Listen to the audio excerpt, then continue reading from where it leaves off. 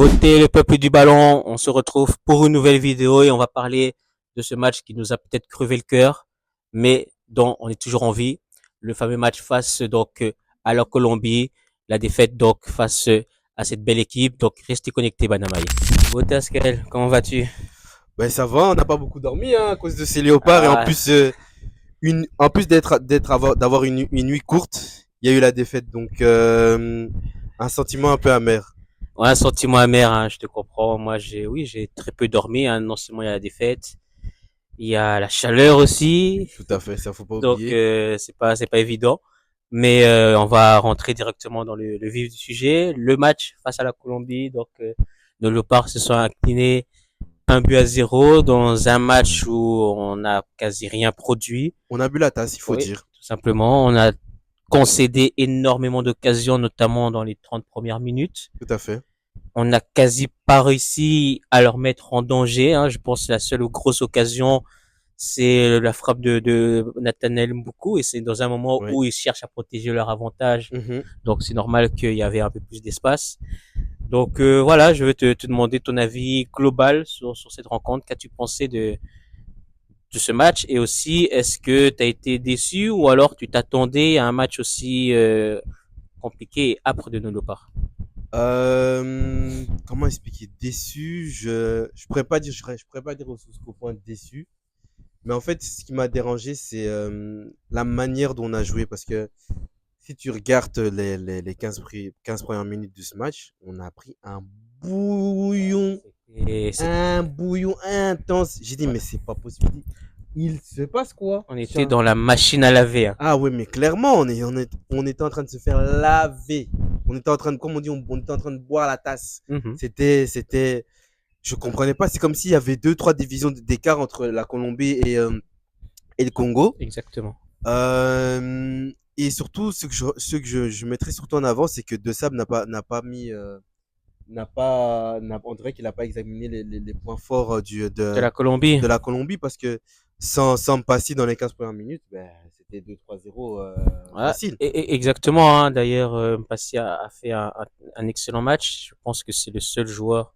Même si on va parler progressivement pardon des joueurs, mais Mhm. c'est sûrement le seul qui peut se regarder dans la glace, on va dire, avec Arthur Machako aussi, mais comme on va en parler plus tard. Mais oui, on a vraiment été dans la machine à laver. Et ce qui est décevant, c'est que quand on parlait avant le match, on disait que cette équipe colombienne ne va pas jouer comme le Portugal. Cette équipe-là va mettre beaucoup d'intensité, Oui, mais oui, parce que surtout dans les premières mhm, minutes. tout à fait, parce que les gens ils oublient que la Colombie gagnait ce match, enfin qu'ils ont gagné ce match tout court, ils se qualifiaient. Ils se Donc qualifiaient, c'était sûr que les 15 premières minutes, ouais, ils allaient nous ils allaient le mélanger. faire. Et en fait, ce qui me dérange vraiment dans ce match, c'est qu'on n'a pas répondu à cette Non, intensité. Et je comprenais pas pourquoi. on n'a pas répondu, mais au-delà même du fait qu'ils avaient la qualification en jeu, c'est que les équipes sud-américaines mettent beaucoup d'intensité dans leur jeu, mettent beaucoup d'agressivité. On regarde quand on voit les matchs de la Copa América, il y a énormément de fautes. Mhm.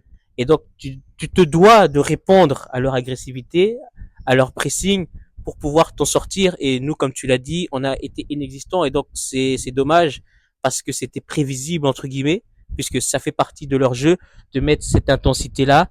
Le Portugal est une équipe qui va avoir le ballon. Enfin, c'est une équipe à l'européenne, quoi. Donc, ils vont Mhm. avoir le ballon, ils vont chercher à concerner le ballon, à faire des passes, etc. Mais eux, ils vont vous rentrer dedans et il faut répondre à cela. On n'a pas été capable de mettre l'intensité qu'il fallait dans la rencontre, alors qu'en temps normal, on est justement une équipe où l'intensité fait partie de nos forces, quand on voit par exemple la Moutoussami, mais qui a été inexistant.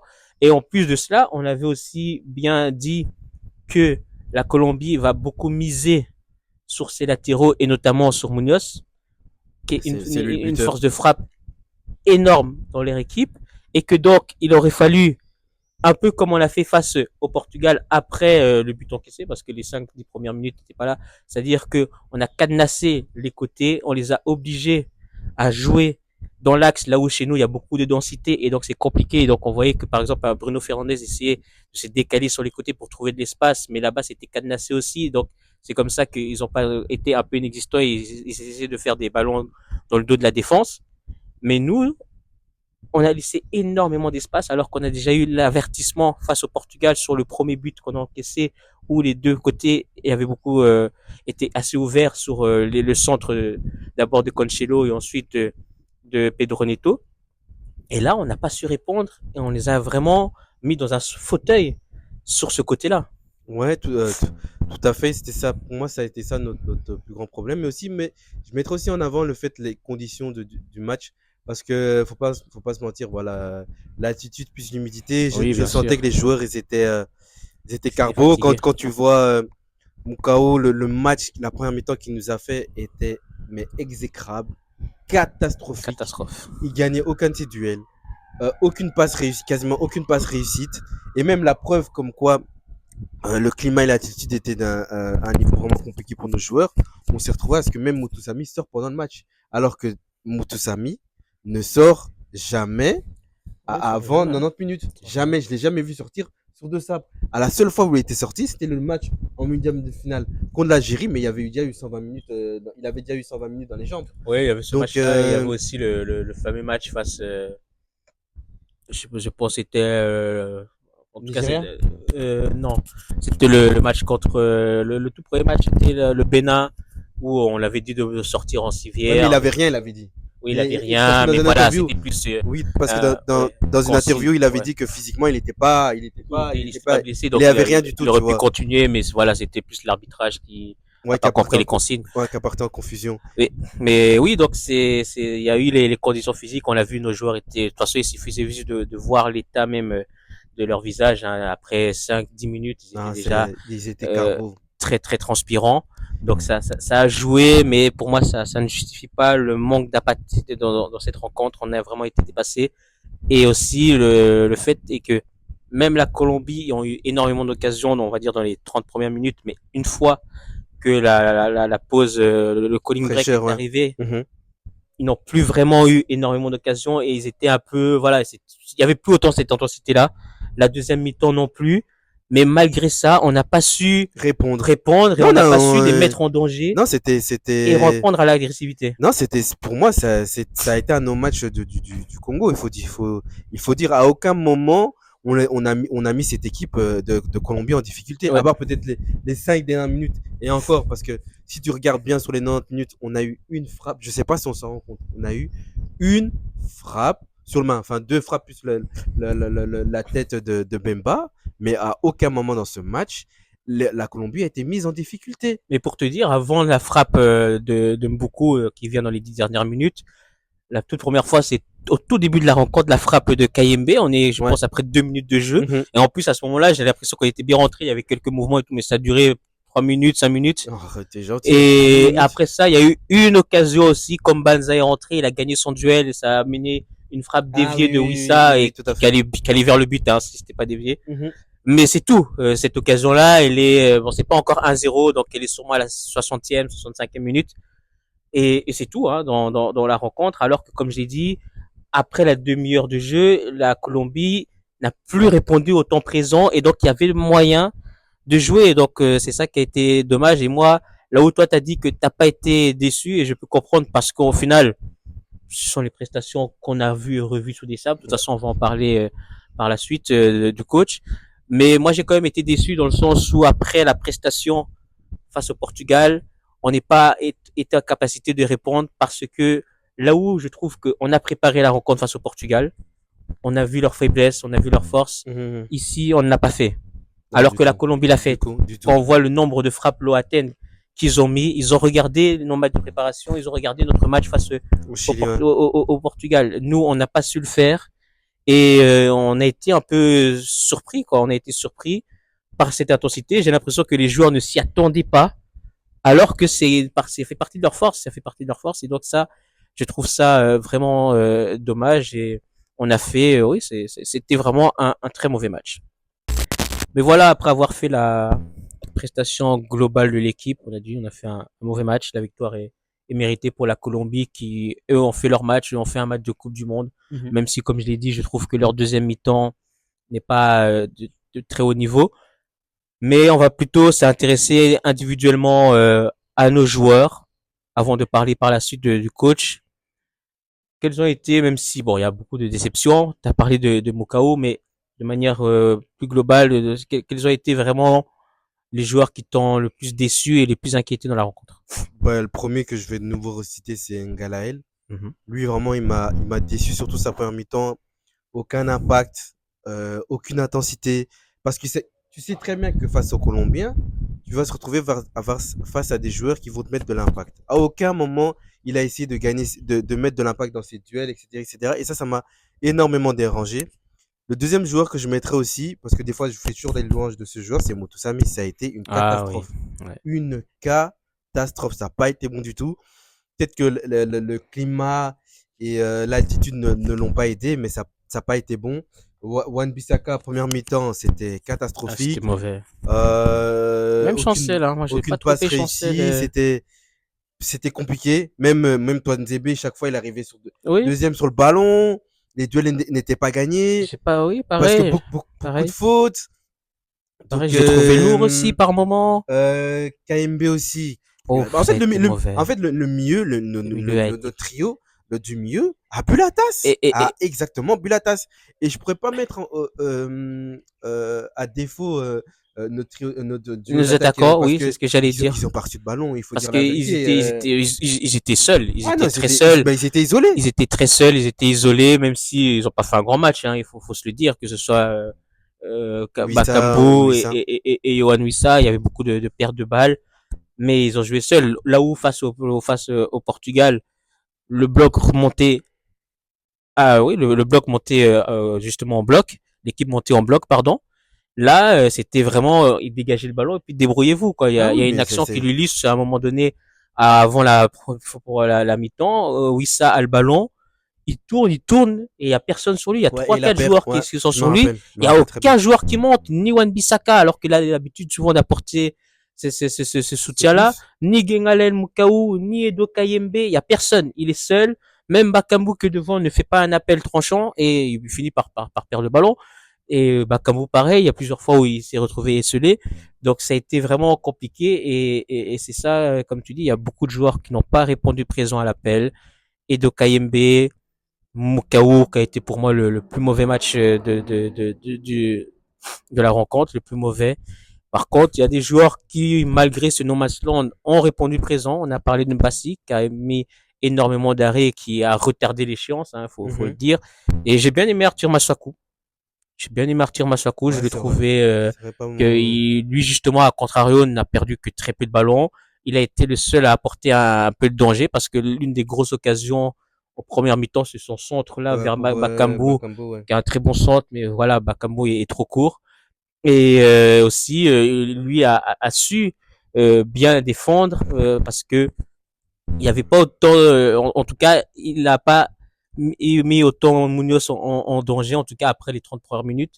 Mais c'est justement sa sortie et l'entrée de Edo Kayembe, de Ah, Joris Joris Kane. Kayembe, pardon, Mhm. qui a amené ce but. Et moi, on va parler justement de ce but. Moi, je trouve ça lunaire dans le sens où on arrive, ça fait pendant 30 minutes, l'équipe est en train de subir. Lui, il est sur le banc.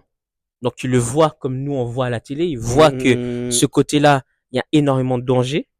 Ensuite, il y a eu la mi-temps, là où j'imagine quand même qu'à la mi-temps, ils en ont parlé des latéraux et notamment de Munoz et qu'il va falloir cadenasser ce côté. Mhm. Donc, il a eu la mi-temps pour le faire et justement, en deuxième mi-temps, on l'a pas vu avant jusqu'au but parce que ça a été un peu retravaillé, même s'il y a aussi le fait que la Colombie a moins monté. Et lui a joué avec Munoz, donc il connaît Ouais, c'est force et l'intensité de ce faiblesse. joueur, et Mhm. donc ses forces et ses faiblesses, et il arrive à rentrer en jeu en étant frais, à laisser Ouais, le marquage. il a clairement laissé sur le but. J'ai regardé de nouveau le but. J'ai dit, mais c'est un problème de marquage. C'est- Parce que jamais Munoz doit se retrouver seul Non, à cette position. Jamais. Au non, plus grand, jamais. et c'est catastrophique et c'est incroyable de se dire que on encaisse un but au moment où la Colombie ne produit rien. Et c'est ça qui est fou, c'est-à-dire que on a réussi à faire passer l'orage en étant mauvais sur le terrain. C'est-à-dire que sans ce but-là, vu ce qui produisait la Colombie, je pense que ça serait fini par un 0-0. Mhm. Et une erreur de marquage grossière amène un but. Donc c'est là que tu vois aussi l'expérience et sur Coupe du Monde, là où on voit que les Colombiens savaient accélérer au bon moment, savaient calmer le jeu au bon moment et ceux qui contrôlaient au final le tempo de la rencontre et que nous, on n'a jamais su prendre présent. Mais voilà, en tout cas, il y a beaucoup de joueurs qui sont passés à côté de leur rencontre et on voit aussi qu'il y a quand même pas mal de fatigue. Et c'est pour ça que là, on va parler justement du coach Sébastien Desabre.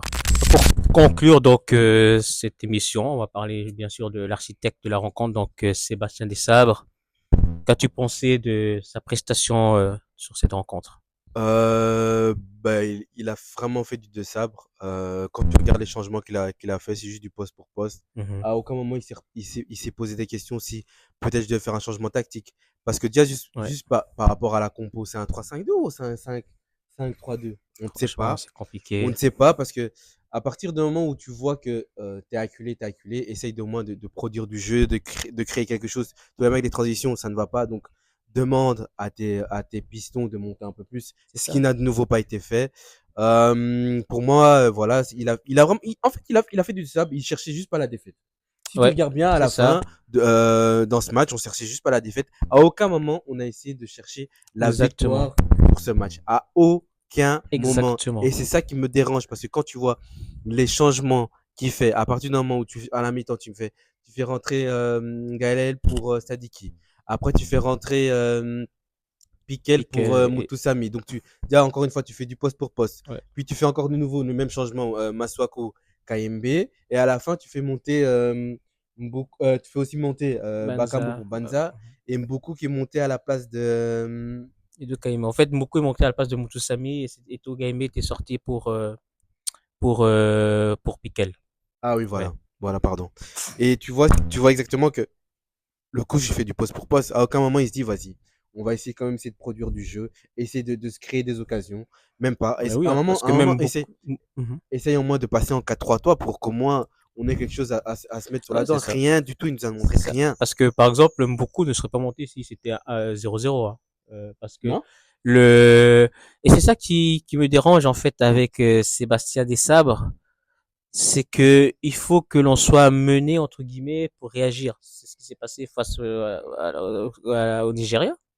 Face au Nigeria, on a commencé à produire parce qu'on était obligé de le faire, on était mené rapidement. Mhm. Face au Portugal aussi, parce que je pense que on n'aurait pas fait de sortie de balle si c'était 0-0. Et puis la différence aussi, c'est que le Portugal justement ne pressait pas, donc il y avait quand même de l'espace pour nos joueurs en ressortie de balle. Et bon, à un moment donné, si tu vois que tu peux créer quelque chose, bah tu y vas quand même. Mais là où on était acculé et pressé, à aucun moment, comme tu dis, il a voulu un peu inverser la tendance. Il s'est dit que bon, la tactique ne fonctionne pas. Et ça peut arriver, ça ne fonctionne pas, mais fais quelque chose pour inverser la tendance et pour faire respirer l'équipe, quoi, pour changer un peu le niveau et fais des changements beaucoup plus risqués, fais des changements tactiques. C'est pas arrivé. Essaye de provoquer plus la défense colombienne et je sais pas, moi, fais monter comme tu l'as dit. On voit quand même que les latéraux posent beaucoup de problèmes. Ben, essaye de faire remonter un peu nos latéraux à nous pour les forcer à défendre et pas toujours à attaquer. Ça n'a pas été les ressorties de balles. Il n'y avait pas de ressortie de balles, ça dégageait. Puis c'était débrouillez-vous, Wissa et Bakambu. Donc c'était un non-match tactiquement en fait. Il a été dépassé. Moi j'ai revu la même performance que face à l'Algérie. À la différence que on a été harcelé avec le pressing, ce que les Algériens n'ont pas fait. Mais on a rien proposé quoi. On n'a rien proposé. Je trouve ça dommage de toujours vouloir faire le minimum, toujours faire le minimum. Et sur ce match-là, ça n'a pas été bon. Et le problème, c'est que on va pas en parler longtemps parce que bon, il y a la Coupe du Monde, donc il reste encore un match. On va y rester quand même garder les choses positives parce qu'on peut encore se qualifier. Moi, je pense qu'on va se qualifier. Mais on voit aussi que les problèmes il y a deux problèmes majeurs qui ont provoqué justement cette rencontre-là. C'est le fait que offensivement, depuis qu'il est là, on ne produit rien. On produit rien et on se repose souvent sur les individualités, ou alors on a la chance d'avoir des attaquants qui vont pas nous harceler comme le Portugal justement. Mais quand on se Mhm. voit avec des vrais adversaires qui nous mettent du pressing, on a du mal. Et aussi la fameuse liste. La fameuse liste. On a cité et Ouais, cité et cité, mais ça, on va pas reciter. ça sert à rien de revenir Mais dessus. la preuve, elle est faite que tu es mené dans un match, ni Bongonda, ni Elia Meshak, qui sont des joueurs qui ont été importants au passé, ne rentrent pas. Ni Kakuta, ni Mayele. Alors que normalement, en temps normal, c'était des joueurs qui rentraient. Mais pourquoi ils rentrent pas? Parce qu'ils sont pas frais. Ils sont pas prêts. Ouais, mais ils sont pas frais, mais aussi Alors la question, c'est qu'est-ce qu'ils font ça dans la liste? mais après, si déjà ils sont pas frais, après le système que tu mets ne peut pas leur permettre de monter au jeu, à part si tu changes de système en cours de match. Mais quand tu Ce que, souffres dans un match ce que, pareil, c'est ce ce que qu'un fait, coach après proactif aurait fait. ouais, mais ce coach est très maigre au niveau tactique, donc c'est Donc, le résultat du simple depuis 4 ans. Il ah faut ouais, donc c'est accepter ça. C'est et on ça, verra mais bien bon, comment ça se on va passer pas, voilà, dimanche la nuit. c'est ça. On va pas trop faire de débat. De toute façon, on fera un bilan global après la Coupe du Monde sur Sébastien Desabre. Il a réussi son pari face au Portugal. Tactiquement, ça a fonctionné face au Portugal. Aujourd'hui, face à la Colombie, ça va fonctionner. Donc, pour l'instant, c'est 1-1. Il reste un troisième. On doit réussir. Et s'il obtient la qualification, il aura quand même réussi le pari et aura réussi l'objectif. Et moi, je pense que c'est à notre portée. Et donc, voilà, on va justement se retrouver pour ce match. Je ne sais pas si tu as quelque chose à rajouter Non, sur cette rencontre qui a j'ai rien été d'autre à rajouter. globalement décevante, mais qui nous a pas enterrés. On est encore dans la course. Moi, j'avais dit que je voyais un 4 points ou 5 points. Maintenant, la différence, c'est que je pensais que la défaite serait plutôt au Portugal et que le match nul serait face à la Hmm, Colombie. Pour l'instant, c'est l'inverse, mais au final, ça ne changera pas grand-chose s'il y a une victoire face à l'Ouzbékistan. Mais il faudra gagner et ça ne sera pas aussi facile que certains le pensent. Mais on verra ça, justement. On fera une émission pour parler spécifiquement de ce match. Donc voilà, en tout cas, Banamaï, on se retrouve prochainement pour la rencontre face à l'Ouzbékistan.